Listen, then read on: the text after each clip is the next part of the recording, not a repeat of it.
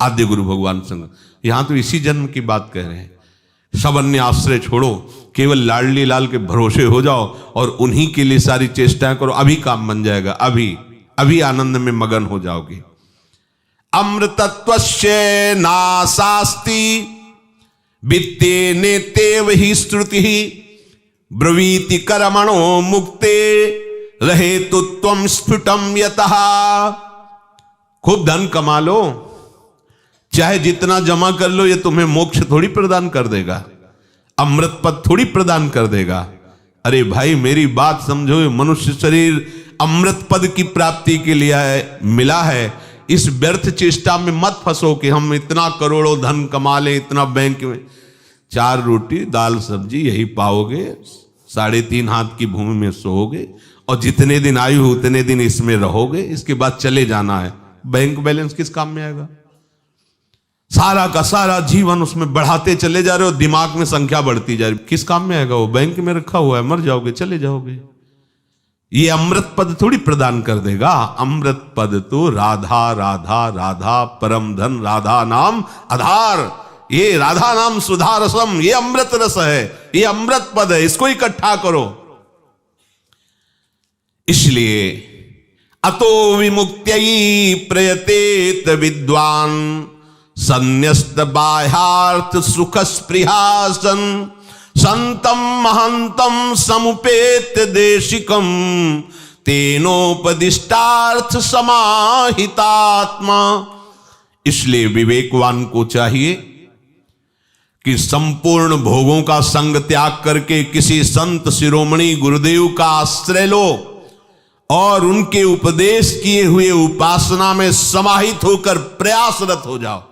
आदि गुरु भगवान शंकराचार्य जी कह रहे, वही विद्वान वही विवेकी है जो संपूर्ण भोगों का संग त्याग करके सदगुरुदेव उनके चरणों का आश्रय लेकर उनके उपदेश के अनुसार पूरी सामर्थ्य लगाओ और जैसा वो आज्ञा करें वैसा चल दो, तो तुम उस पद को प्राप्त हो जाओगे जिसके लिए मनुष्य शरीर मिला है। उद्धरेदात्मनात्मानं मग्नं संसार वारिधौ योगारूढ़त्वमासाद्य सम्यक दर्शन निष्ठया। क्योंकि तुम्हारा उद्धार केवल तुम्हारे ही प्रयत्न से होगा। समझिए, अब गुरु का कितना भी प्रयास हो, आप उनके आज्ञा के अनुसार नहीं चलेंगे, सब व्यर्थ हो गया ना। निरंतर सत्य वस्तु की प्राप्ति के लिए उपासना में आरूढ़ हुआ उपासक अपने आत्मा का उद्धार स्वयं करता है। गुरु उपदेश करता है, गुरु मार्ग बताता है, पर चलना तो आपको पड़ेगा। अगर आप ना चले तो सब व्यर्थ हो गया ना। शरणागत मंत्र, निज मंत्र और सब उपदेश सब माटी में मिल गया। क्यों? क्योंकि आपको चलना नहीं, आपको जपना नहीं, आपको मानना नहीं। तो इसीलिए कह रहे हैं आपके द्वारा आपका कल्याण होगा। उपदेश दिए जा रहे, मंत्र दिए जा रहे, मार्ग बताया जा रहा है, पर आप स्वीकार ना करो तो आप अपना उद्धार स्वयं नहीं कर रहे हैं। आपने स्वीकार कर लिया तो आपके द्वारा ही आपका उद्धार हुआ। अगर आप ना चाहें तो आपका कोई उद्धार नहीं कर सकता। जैसे अभी तक भगवान के कितने अवतार हुए, आपका उद्धार नहीं हुआ क्योंकि आपने चाह नहीं की। और आज चाह कर लो तो आज से ही आप मुक्त होना शुरू हो गए। जिन जिन विषयों को छोड़ते जा रहे हैं, जिन जिन संबंधों को छोड़ते जा रहे हैं, आप मुक्त होते जा रहे हैं। चित्तस्य शुद्धये कर्म न तु वस्तुपलब्धये वस्तु सिद्धिर विचारेण न किंचित कर्म कोटि भी। जैसे पीछे सत्संग में वर्णन किया गया कि कर्मों से केवल भगवत प्राप्ति नहीं होती, कर्म योग से होती है।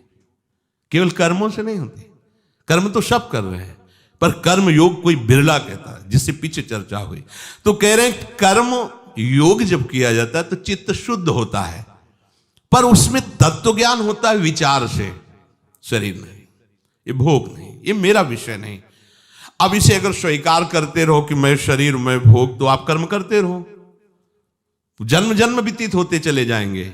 आपको स्वीकार करना होगा, जो चीज जान रहे हो उसके आगे कदम बढ़ाओ। करोड़ों कर्मों से भी तुम्हें मोक्ष पद नहीं मिलेगा जिसे कहे। तो करोड़ों कर्मों से भी तुम्हें भगवत प्राप्ति होने वाली नहीं। कब?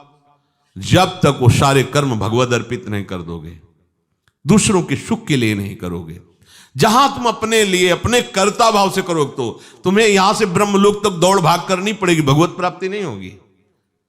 रोज सत्संग में सुनते हो अपने लिए अब कर्म नहीं है, क्योंकि अपने तो श्री जी है ना। अब अपने शरीर को मानकर कर्म नहीं करने, अब जो भी करना श्री जी के लिए, परिवार पोषण, व्यापार, नौकरी, सब आराध्य देव की प्रसन्नता। नाथ सकल संपदा तुम्हारी, मैं सेवक समेत सुत नारी।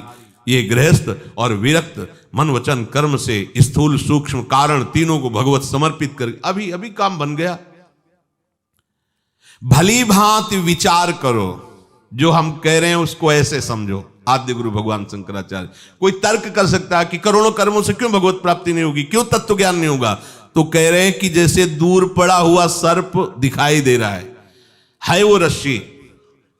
अब तुम करो जादू टोना मंत्र, बुलाओ सब झाड़ फूंक करने वाले को, वो है रस्सी दूर से दिखाए, और आपको भ्रम हो गया सर्प है। अब बुलाओ झाड़ फूंक और सब सपेरा और दुनिया के सब बुला डालो, और वहां नजदीक ना पहुंचो, दूर से खूब मंत्र चलाओ, तो क्या तुम मुक्त हो जाओगे क्या उस सर्प भय से? कैसे होगा मुक्त? नजदीक पहुंचो और अपनी आंख से देखो कि सर्प नहीं, ये रस्सी है। अब किसी क्रिया की जरूरत नहीं है, देख लिया ना तुमने, बस। तो ये कह रहे हैं तुम अपने स्वरूप को पहचानो। तुम स्थूल शरीर नहीं हो, तुम सूक्ष्म शरीर नहीं हो, तुम कारण शरीर नहीं हो, तुम्हारा कोई नहीं है, ये भ्रम है, स्वप्न है, वो रस्सी है, सांप नहीं है। ऐसे तुम समझो, तुम भगवत अंश हो, भगवत स्वरूप हो। ये क्रियाओं से नहीं होगा, तुम्हारे समझने से होगा। और ये समझ ठीक तभी होगी जब किसी महापुरुष का आश्रय लेकर उपासना मार्ग में आरूढ़ होगे। वासना जनित कर्मों का त्याग करके जब उपासना करोगे तो चित्त शुद्ध होगा। शुद्ध चित्त में प्रकाश में, जैसे रस्सी में सांप का भ्रम था तो रस्सी दिखाई दे गई, ऐसे ही जब चित्त शुद्ध होता है तो उसमें परमात्मा स्वरूप का अनुभव होता है। इसलिए आदि गुरु भगवान शंकराचार्य जी कह रहे कि मोक्ष कारण सामग्र्याम भक्तिरेव गरीयसी। अद्वैत सिद्धांत के आचार्य है, पर कह रहे मोक्ष प्राप्ति के लिए सबसे श्रेष्ठ भक्ति है। मोक्ष कारण सामग्र्याम भक्तिरेव गरीयसी। मैं प्रभु का हूं, प्रभु मेरे हैं। आप जो कुछ मेरे पास सब प्रभु का है। जो भी चेष्टा होगी मेरे आराध्य देव की प्रसन्नता के लिए होगी। अब आपको ये अटकल नहीं लगानी पड़ेगी कि मैं शरीर नहीं हूं, रुचि ही नहीं रह जाएगी। धीरे धीरे ये तुम्हें ऐसे नजर आने लगेगा जैसे एक नवीन बढ़िया कीमती कपड़ा तुम्हारा टंगा हो पहनने के लिए, तो उस पुराने कपड़े का महत्व क्या रह जाता है? एक सेकंड में उतार के फेंकने का मन होगा, क्योंकि वो बहुत कीमती और अच्छा कपड़ा है। तो हमें सहचरी स्वरूप दिखाई दे रहा है कि वो मिलेगा। हम ये पांच भौतिक मलमूत्र से भरा हुआ है, इसको त्यागने में कितने सेकंड लगेंगे? पर वो आपको अनुभव में आए तब ना, नहीं तो नया मिला ले पुराना उतार देंगे तो भय लगेगा ना। बस ऐसी हालत है। अगर आपको श्री जी के चरणों की प्रियता से ये बात समझ में आने लगे कि मुझे श्री जी के पास जाना है, अब तो मुझे वो भावदेह की प्राप्ति होगी आचार्य कृपा से, गुरु कृपा, इससे बिल्कुल राग खत्म हो जाएगा। तुम्हें अटकल नहीं लगानी पड़ेगी वेदांत की। व्यास सुवन प्रसाद देह मानसी गढ़े चित्त, बड़ा आनंद में। तो अपने आराध्य देव के चरणों में समर्पित चित्त वृत्ति ही समस्त साधना का फल है। चाहे वो ज्ञान से हो, चाहे वो कर्म योग से हो, चाहे भक्ति योग से। इनमें भी स्वयं ज्ञान का स्वरूप है आचार्य चरण। वो कह रहे मोक्ष कारण सामग्र्याम भक्तिरेव गरीयसी। मोक्ष सामग्री में सबसे श्रेष्ठ, गरीयसी माने श्रेष्ठ, ये भक्ति है। भगवत कृपा से अपने को वही मार्ग मिला है। और भक्ति भी कैसी, वृंदावन प्रेम रस की, उसमें श्री लाडली जी के चरणार अमोघ अमोघ है। बस अपने मन बुद्धि चित्त को एकाग्र करके अपनी उपासना में समर्पित कर दो, यही जीवन का परम लाभ।